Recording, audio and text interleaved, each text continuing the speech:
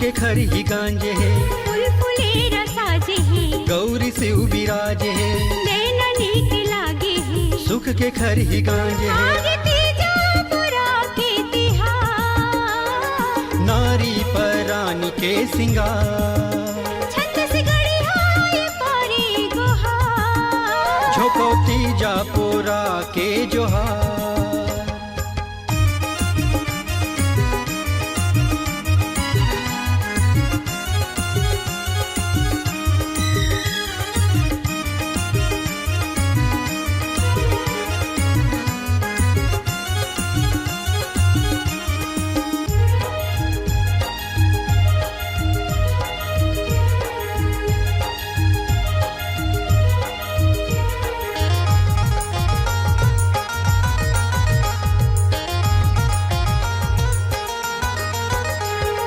दीदी बहिनी मई के जाही, दाई दादा के माया पाही, बड़का दाई गीत गाही, भौजी के माया सनाही, दीदी बहिनी मई के जाही, दाई दादा के माया पाही, आहे मोर भैया लेने हार, तोर मई के लेके दुलार,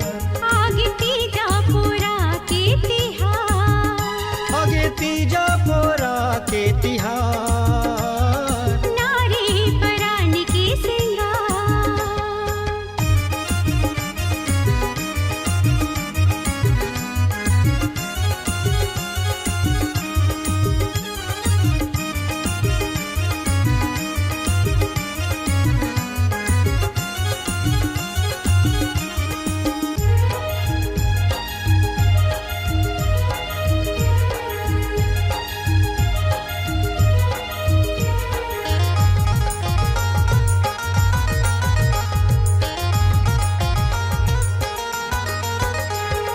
खाके खीरा करू भात, निर्जल रह के उपास, घर के दिया बाती आस, गावे मंगल तेरा रास, खाके खीरा करू भात, निर्जल रह के उपास, छत्तीसगढ़ के 36 राग, कुह के कोयली आमा डार,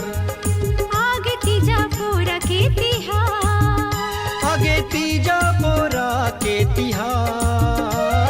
नारी परानी की सिंगार,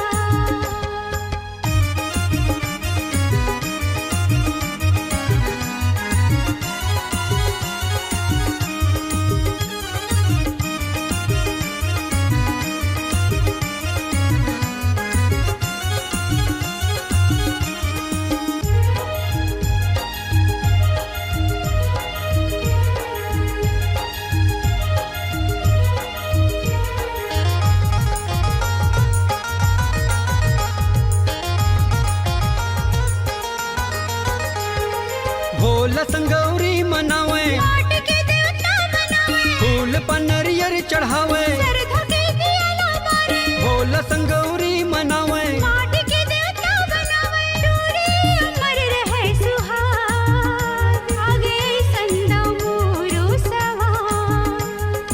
आगे तीजा पुरा के तिहार, आगे तीजा पोरा के तिहार, नारी परानी की सिंगार,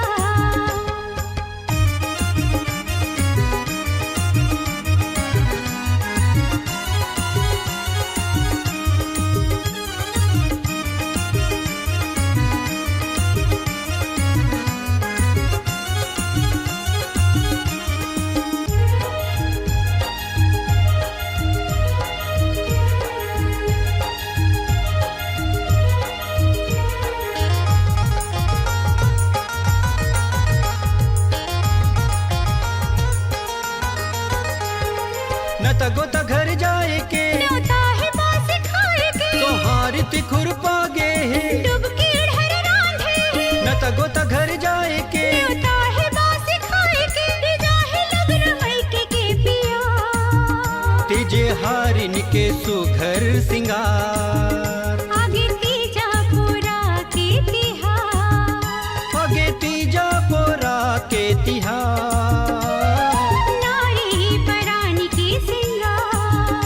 आगे तीजा पोरा के तिहार, नारी परानी की सिंगार,